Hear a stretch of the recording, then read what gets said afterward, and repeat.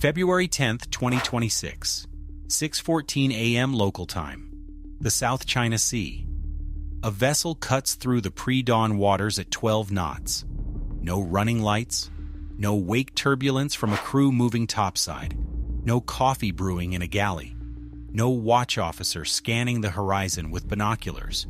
Because there is no crew, there is no watch officer, there is no one aboard at all. The vessel is the Ranger, a 60-meter autonomous trimaran built under the U.S. Navy's Ghost Fleet Overlord program. And right now, it is sailing through the most contested waters on the planet, completely alone. Its mission: penetrate the South China Sea, approach within 40 nautical miles of the Spratly Islands, and map every PLA Navy patrol pattern, every electronic emission, every radar frequency China is broadcasting across the region. No destroyer escort, no carrier air cover, no human hands on any helm. Just algorithms, satellite links, and 14 days of fuel. The Chinese have no idea it's coming. What happens over the next 2 weeks will force Beijing into a strategic crisis it never anticipated, and prove that the future of naval warfare doesn't need a single sailor to fight it. I'm your host at Navy Sea Power, where we break down the most critical naval operations shaping global power. Today, we're covering an operation the Pentagon kept classified for 6 weeks. An operation that sent shockwaves through the Chinese military establishment. An operation that cost less than a single day of destroyer fuel and delivered more intelligence than a month of manned patrols. This is the story of how one unmanned ship broke China's surveillance monopoly in the South China Sea. Let's start from the beginning.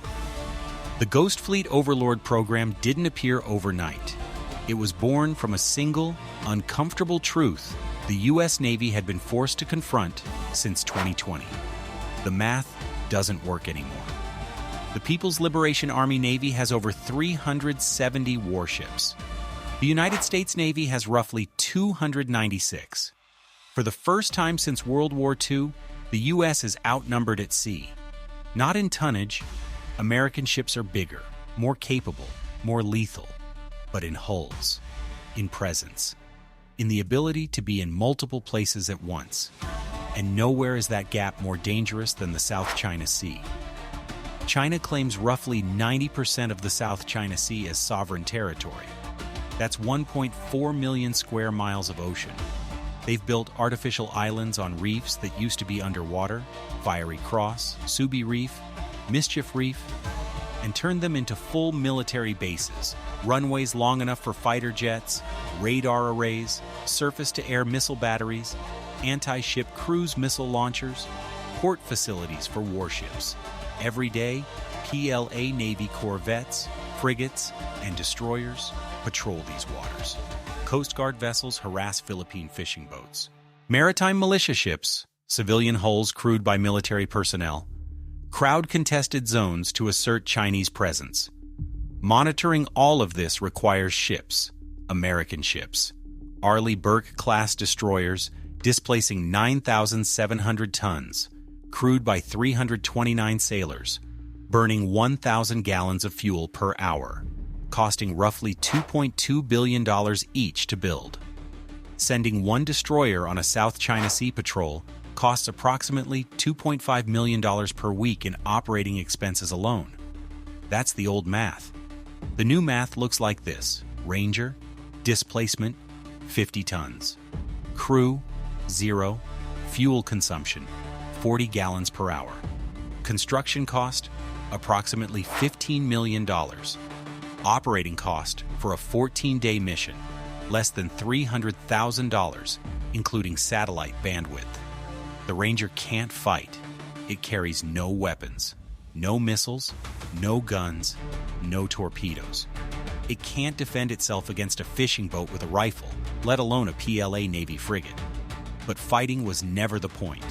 The point is seeing, listening, recording, and doing it relentlessly, cheaply, and without risking a single American life. The Ghost Fleet Overlord program began testing autonomous navigation in 2020 with the Sea Hunter, a 40-meter trimaran that crossed the Pacific Ocean twice with minimal human intervention. Sea Hunter proved the concept. An unmanned vessel could navigate open ocean, avoid commercial shipping traffic, and maintain course for weeks without a crew. Ranger was the next step, larger, more capable. Built not just to sail, but to spy. Its hull houses a signals intelligence suite that would make a Cold War submarine captain weep with envy. Passive electronic sensors capable of detecting and classifying radar emissions from over 200 nautical miles away. A communications intercept array tuned to every frequency the PLA Navy uses: VHF, UHF, HF, satellite uplinks, encrypted tactical data links.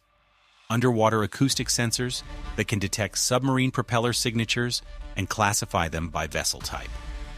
An advanced AIS monitoring system that tracks every ship in range, military and civilian, cross-referencing movements against known patrol patterns.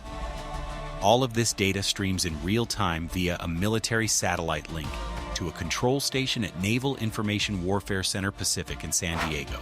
Operators there can adjust Ranger's course, modify its sensor priorities, or override its navigation, all from 6,500 miles away. On January 27, 2026, Ranger departed Joint Base Pearl Harbor Hickam at 11:30 p.m. local time. The departure was deliberately quiet. No fanfare, no press release. The vessel was loaded from a restricted dock with minimal personnel present. Even within the base, most sailors had no idea what the strange-looking trimaran was or where it was going. Its initial course took it southwest across the open Pacific, well away from commercial shipping lanes. For the first 8 days of transit, Ranger encountered nothing more threatening than a tropical squall that generated 15-foot swells. The trimaran's narrow hull design, optimized for fuel efficiency and speed, handled the rough seas with mechanical indifference. No crew to get seasick, no fatigue, no morale problems. On February 4th, Ranger crossed the Philippine Sea, adjusting course to approach the South China Sea through the Luzon Strait, the deep water passage between Taiwan and the Philippines. This is one of the most surveilled stretches of ocean on Earth. Chinese reconnaissance satellites pass overhead every 90 minutes. PLA, Navy electronic intelligence ships patrol the approaches. Shore-based over-the-horizon radar on Hainan Island scans constantly for surface contacts. Ranger's designers had anticipated all of this. The vessel's radar cross-section is minimal, smaller than most fishing boats operating in the region. Its electronic emissions in passive mode are virtually non-existent. To Chinese radar operators watching their screens, Ranger would appear, if it appeared at all, as an insignificant blip. One more small contact among thousands of fishing vessels, container ships, and tankers transiting the busiest maritime corridor on the planet. February 7th. Ranger entered the South China Sea. The autonomous navigation system shifted to a pre-programmed route designed by Navy intelligence analysts in San Diego. The route was anything but direct.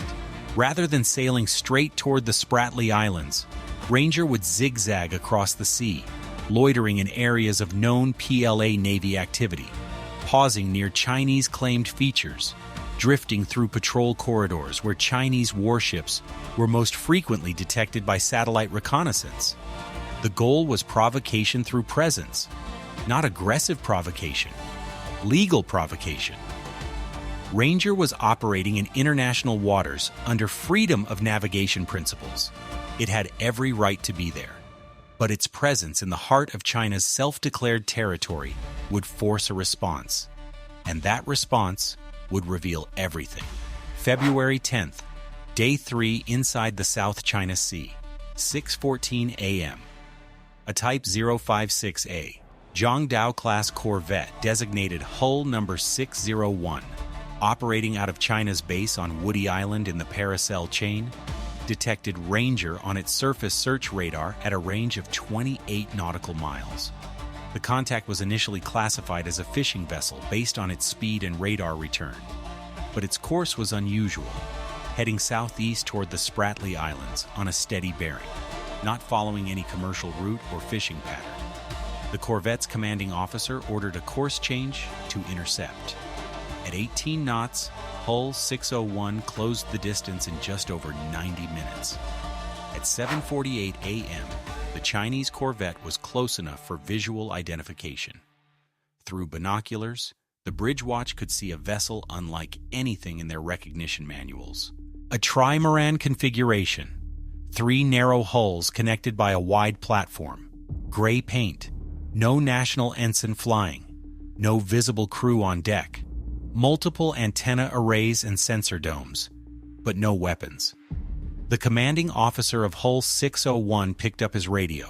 Bridge to bridge, channel 16, international maritime frequency. Unknown vessel, unknown vessel. This is Chinese Navy warship 601. You are approaching Chinese sovereign waters. State your identity and intentions. Over. Silence. He repeated the call 3 times in the next 10 minutes. No response. Because there was no one to respond. Ranger has no bridge radio operator. It has no bridge. Its communication systems are designed for satellite data transmission to San Diego, not VHF voice communication with nearby ships. The Chinese were hailing a machine that could not hear them. In San Diego, the operators monitoring Ranger's feed watched everything unfold in near real time. They could see the Chinese corvette on Ranger's AIS display. They could detect its radar emissions, its radio transmissions, even the electromagnetic signature of its navigation equipment. Every byte of data was being recorded. They did not intervene. The mission plan was clear. Do not respond to hailing. Do not deviate from course. Let China react. Record everything. If you're fascinated by the technology that's reshaping naval warfare, make sure to subscribe to Navy Sea Power. We cover operations like this every week, the ones the mainstream media misses or misunderstands. Hull 601 reported the contact to Southern Theater Command headquarters in Zhangjiang. The report traveled up the chain, from the corvette's captain to the flotilla commander, from the flotilla to the Theater Intelligence Directorate, from the Directorate to the Deputy Commander of the Southern Theater. Within 2 hours, the classification of the unknown vessel had escalated from probable fishing boat to unidentified surveillance platform, possible U.S. autonomous vessel. Southern Theater Command made a decision that would define the next 9 days. Shadow the vessel. Do not board it. Do not interfere with its navigation, but keep eyes on it at all times and report everything it does. 2 Type 054A Jiangkai II class frigates were diverted from patrol duties near the Spratlys. Hull numbers 536 and 541, each displacing 4,053 tons, armed with HQ-16 surface-to-air missiles, YJ-83 anti-ship missiles, a 76mm main gun, and Type 730 close-in weapon systems. Combined crew, approximately 340 sailors aboard the 2 ships. 340 human beings assigned to follow a vessel with 0 humans aboard. The frigates rendezvoused with Hull 601 on February 11th at 2:15 p.m. The corvette was released to return to its patrol station. The frigates took up position, one 800 meters off Ranger's port quarter, one 600 meters off its starboard bow. And so began what Navy intelligence analysts in San Diego would later call the most productive signals intelligence collection operation in the South China Sea since 2018. Every radar sweep the Chinese frigates made, Ranger recorded. Every radio transmission between the frigates and their shore command, intercepted and cataloged. Every change in formation, speed, and course, logged with GPS-precise timestamps.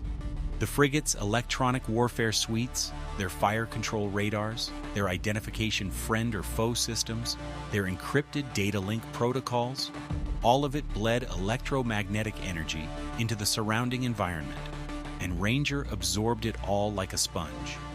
The Chinese crews aboard frigates 536 and 541 had a problem they'd never trained for. Standard operating procedures for shadowing a foreign warship assume the foreign warship has a crew. You hail them, you observe their bridge watch, you photograph their hull numbers, their weapon systems, their crew activities. You note when they eat, when they change watch, when they run drills. Ranger gave them nothing. No crew to observe, no bridge watch to photograph, no activities to note. The vessel simply sailed.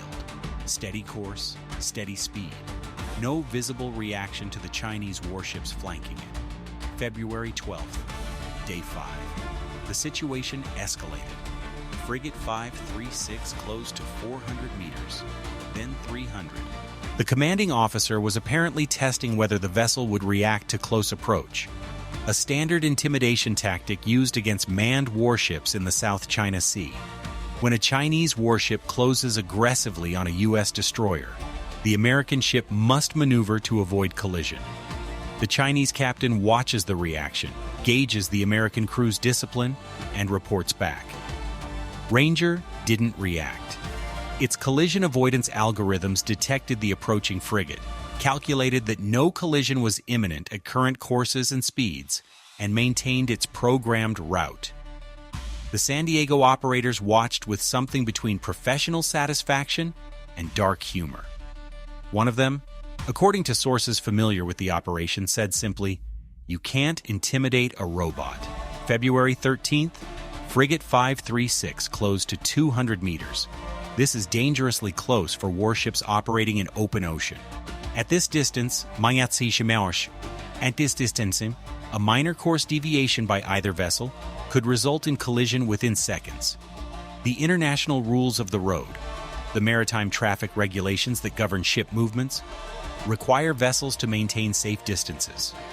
200 meters between a 4,000-ton frigate and an autonomous trimaran in the open sea pushes well past the boundary of safe seamanship. In San Diego, the watch commander faced a decision. The collision avoidance system was flagging the approach. If the Chinese frigate continued to close, the algorithms would automatically initiate an avoidance maneuver, altering Ranger's course and potentially disrupting the intelligence collection pattern. The watch commander overrode the automatic system, manual control. He directed Ranger to maintain course and speed, betting that the Chinese captain would not actually collide with an unmanned vessel on camera, because by this point, the Chinese knew they were being watched by satellite. The entire encounter was unfolding under the eyes of American reconnaissance assets. The bet paid off. Frigate 536 held at 200 meters for 47 minutes, then fell back to 500 meters. The Chinese captain had blinked. Ranger continued southeast.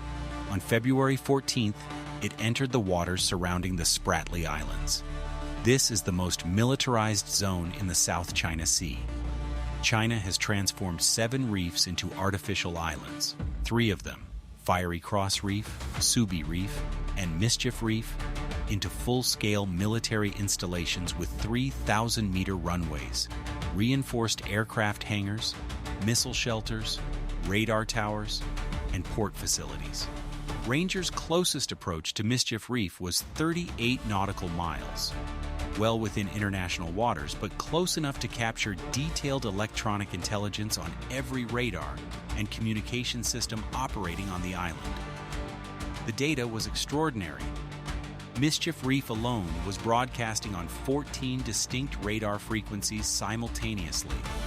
Air search radar, surface search radar, fire control radar for the HQ-9B surface-to-air missile battery, navigation radar for incoming and outgoing vessels, weather radar, and at least 3 frequencies that Navy analysts had never previously cataloged, suggesting new electronic warfare or signals intelligence systems had been installed on the reef since the last satellite survey. Ranger spent 72 hours loitering in the Spratly Island region. Its route took it past Fiery Cross Reef at 41 nautical miles and Subi Reef at 44 nautical miles. At each approach, the sensors drank in electromagnetic data, radar signatures, communication patterns, ship traffic flows, submarine acoustic signatures detected by Ranger's towed hydrophone array, which identified at least two Type 039A Yuan-class diesel-electric submarines operating in the vicinity, based on their distinctive 7-blade propeller cavitation signatures. This was intelligence gold, the kind of data that normally requires a submarine operating at periscope depth, risking detection, or a signals intelligence aircraft flying within range of Chinese air defenses.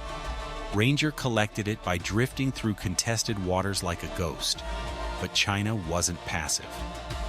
On February 15th, Southern Theater Command escalated its response. A Y-8Q maritime patrol aircraft launched from the airstrip on Fiery Cross Reef and flew directly over Ranger at an altitude of 300 feet. The aircraft made 6 passes over 3 hours, photographing the vessel from every angle. Its surface search radar painted Ranger continuously, data that would be analyzed back at the Southern Theater Intelligence Center. The next day, a second aircraft appeared. This one was different. A Y-9JB electronic intelligence aircraft, China's equivalent of the USEP-3 Ares. It circled Ranger at 5,000 feet for 4 hours, attempting to intercept and analyze whatever signals the autonomous vessel was emitting. The answer was almost nothing.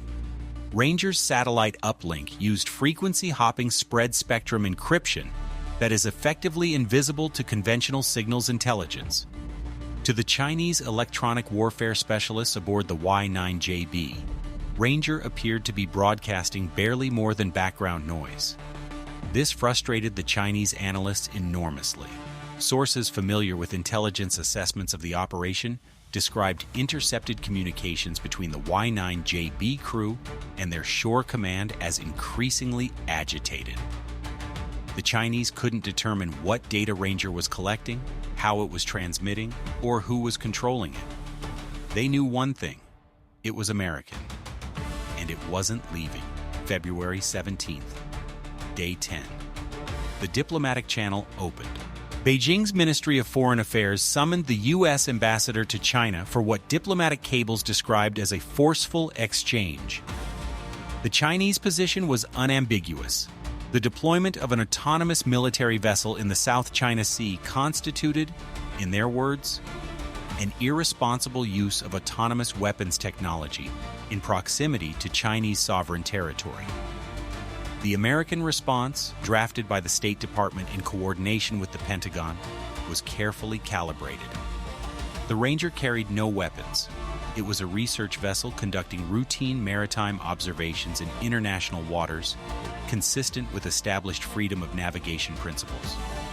The United States did not recognize Chinese territorial claims in the South China Sea, as affirmed by the 2016 Permanent Court of Arbitration ruling. Beijing was not satisfied, but they had a problem they couldn't solve publicly.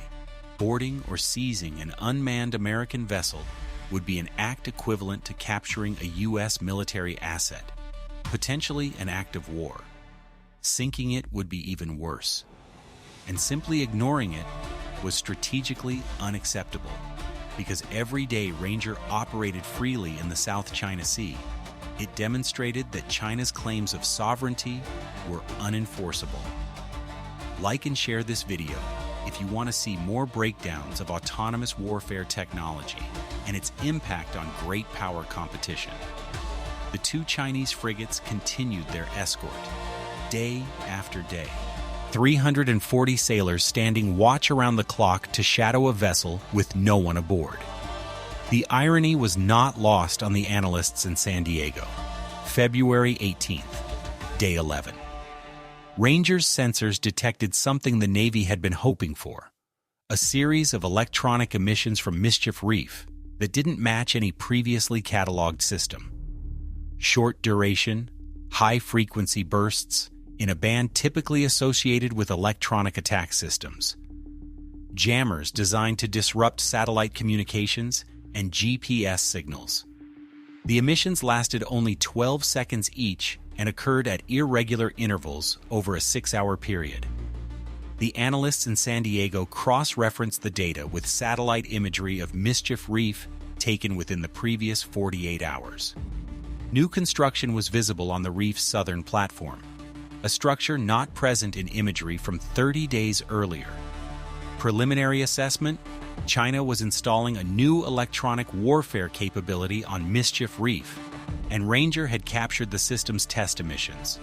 This single piece of intelligence, the frequency characteristics, modulation patterns, and power output of a previously unknown Chinese electronic warfare system, was worth more than the entire cost of the Ranger program to date.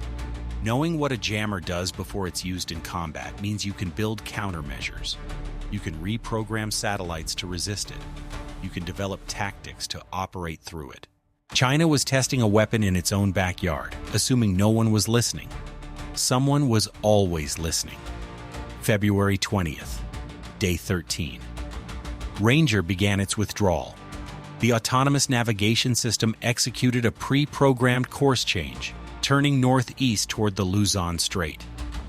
The two Chinese frigates followed, maintaining their 500-meter escort distance. On February 21st, as Ranger crossed into the Philippine Sea, the frigates slowed and fell back.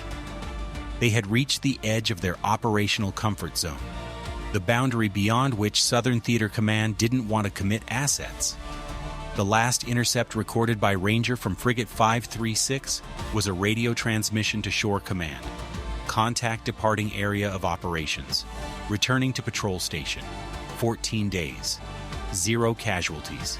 0 confrontations. 0 weapons fired. And the most comprehensive electronic order of battle of the South China Sea ever compiled by a single platform. Ranger arrived back at Pearl Harbor on March 3, 2026. Its data storage systems held over 18 terabytes of signals intelligence, acoustic recordings, and electromagnetic spectrum analysis. Processing that data would take Navy intelligence analysts months, but the preliminary findings were immediately briefed to the Chief of Naval Operations and the Secretary of Defense. Among the highlights, complete radar signature profiles for every major Chinese military installation in the Spratly Islands. Updated acoustic fingerprints for at least 2 PLA Navy submarine types.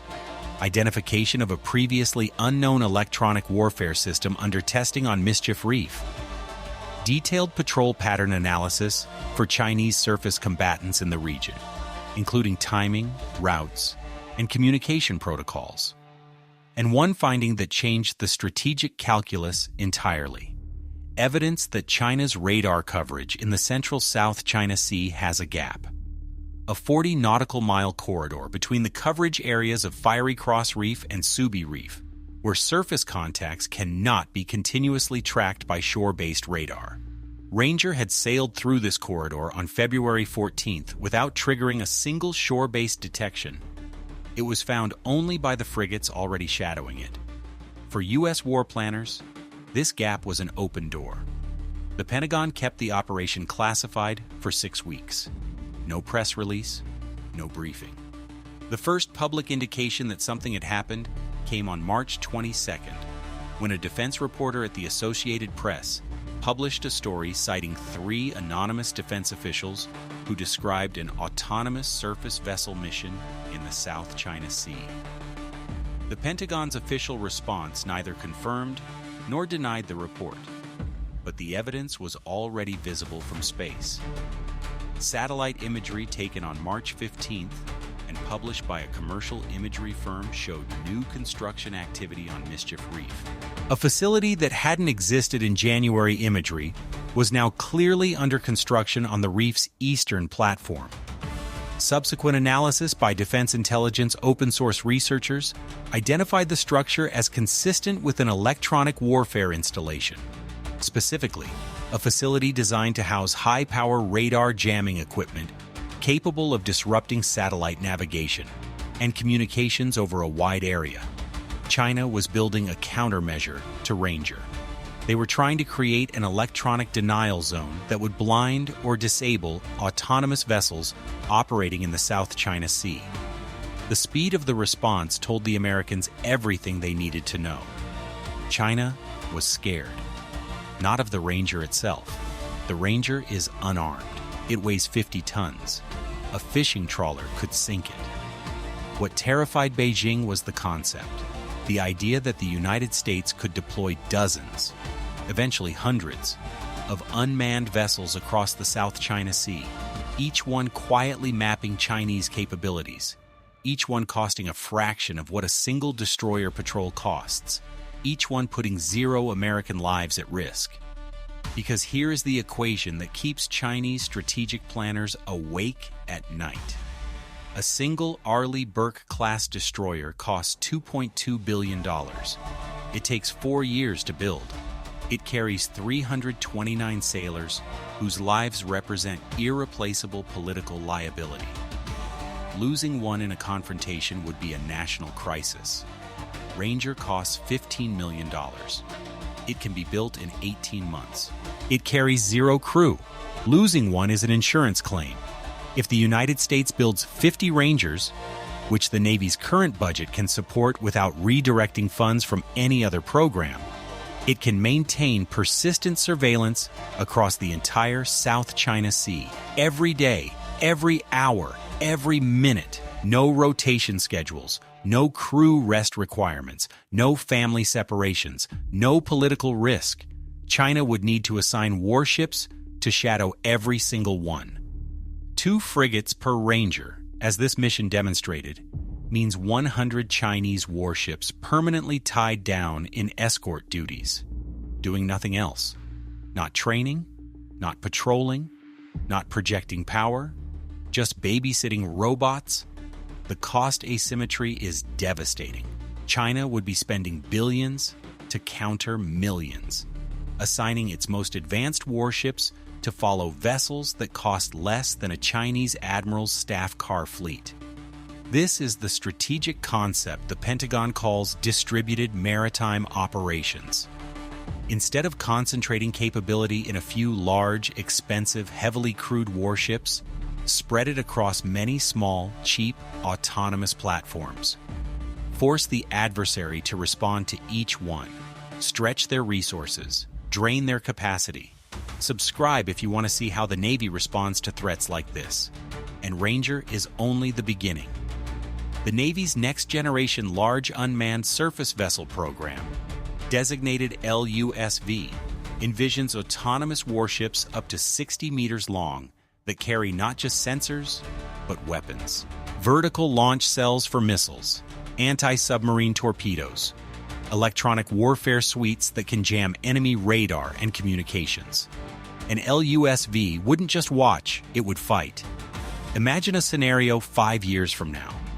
20 autonomous warships spread across the South China Sea, each one carrying 8 vertical launch cells loaded with naval strike missiles. That's 160 anti-ship missiles distributed across an area the size of the Mediterranean, controlled from San Diego, requiring 0 crew and generating 0 casualties even if every single vessel is sunk. China would need to track and counter every one. Miss just one, and it can put missiles on a Chinese warship from 100 nautical miles away. That's the future the Ranger mission proved is possible. Not theoretically, not in simulation. In the real South China Sea, against the real PLA Navy, in real time. The Chinese response to the Ranger mission extended beyond Mischief Reef construction. In the weeks following the public revelation of the operation, defense intelligence analysts tracked a series of developments that indicated Beijing was treating autonomous naval warfare as a top-tier strategic threat. On March 28th, the Central Military Commission, China's highest military body, reportedly convened a special session on unmanned maritime threats. Details of the session remain classified by the Chinese government, but state media reporting in the following days included an unusual number of references to intelligent warfare countermeasures and autonomous system denial capabilities. PLA Navy exercises in early April 2026 included, for the first time, dedicated anti-autonomous vessel warfare scenarios. Surface ships practice detecting and tracking small, low-signature contacts using passive sensors, acknowledging that active radar alone may be insufficient against platforms designed for minimal detectability.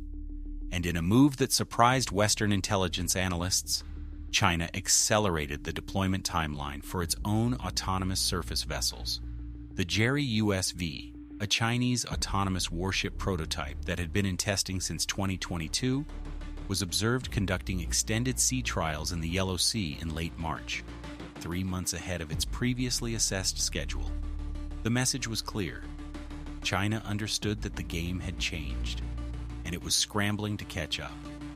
But catching up requires time, and time is the one resource the United States doesn't intend to give.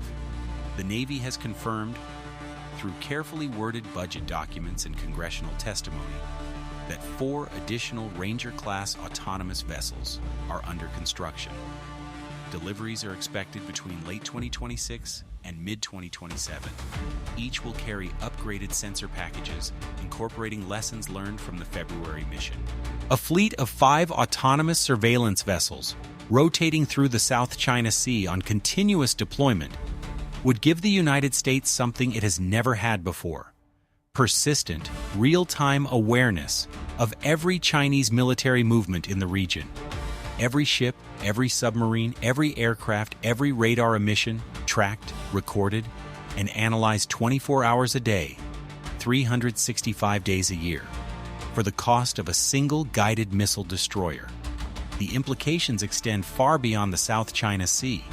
If autonomous surveillance works in the Spratlys, it works everywhere. The Strait of Hormuz, the Baltic Sea, the GIUK Gap, the Taiwan Strait. Every contested waterway on the planet becomes a candidate for persistent, unmanned monitoring. Navies that rely on secrecy, that hide submarines in deep water, that conduct covert deployments under radio silence, that move forces under cover of darkness, lose their primary advantage when the ocean is full of machines that never sleep, never blink, and never look away. That's the World Ranger just built. February 2026. 1 ship, 0 crew, 14 days, and a message Beijing heard louder than any missile launch. The South China Sea is not yours. It never was. And now, the United States doesn't even need to send sailors to prove it. It just needs to send the machines. Comment Ghost Fleet if you think unmanned vessels are the future of naval dominance. The Ranger sits in its berth at Pearl Harbor now. Gray hull, salt-stained from its Pacific crossing. No flags flying, no crew standing on deck. Just sensors, satellite dishes, and algorithms waiting for the next mission. Somewhere in Zhanjiang, Chinese admirals are studying the intelligence reports from frigates 536 and 541. 9 days of shadowing, thousands of man-hours expended, and they still don't know exactly what Ranger recorded or how much the Americans learned. They know one thing: it's coming back, and next time, it won't be alone.